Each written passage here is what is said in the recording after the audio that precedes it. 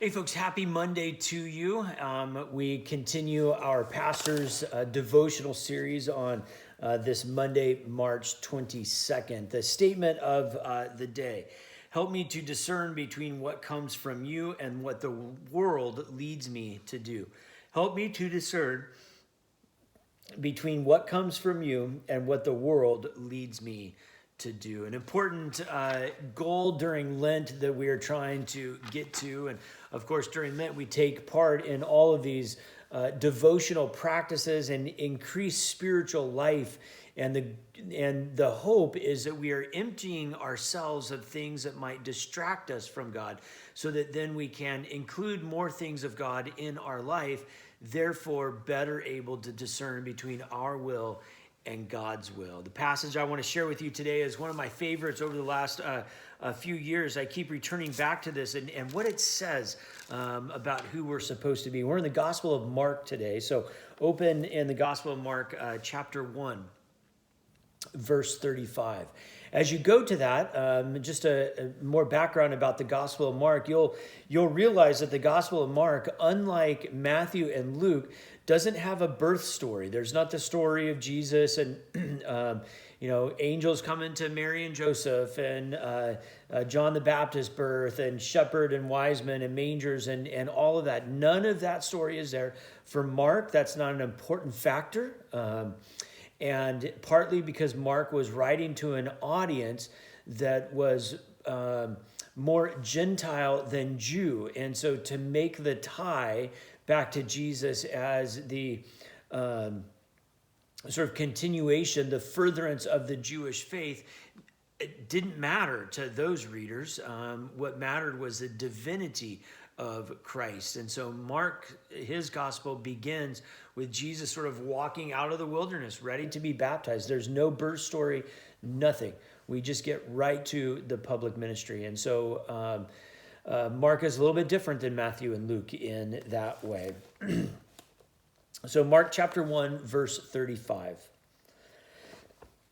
Excuse me. In the morning, while it was still very dark, Jesus got up and went out to a deserted place, and there he prayed.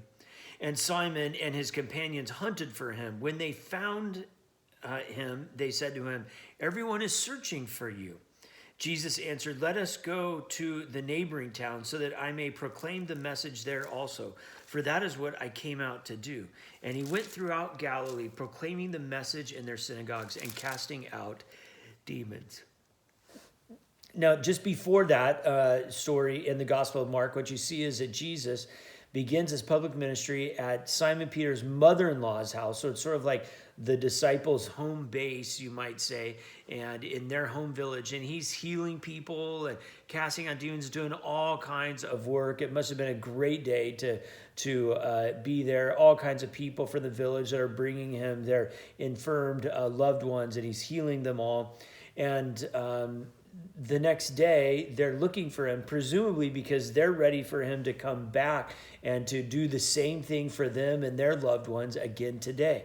And Jesus says, no, we have to go out to the neighboring towns of Galilee. I imagine in the morning that Jesus was sitting outside overlooking the Sea of Galilee. And in the morning, what he would have noticed across the sea are the different villages that were opening up. Sort of, someone puts a light in the window.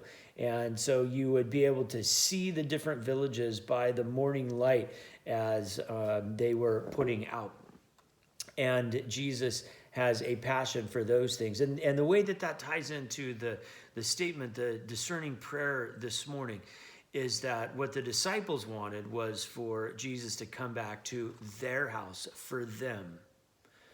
But what God wanted was for Jesus to be in ministry to all of the region, in fact, all of the world. A difference between what they wanted and what God wanted. And that's what we're trying to discern.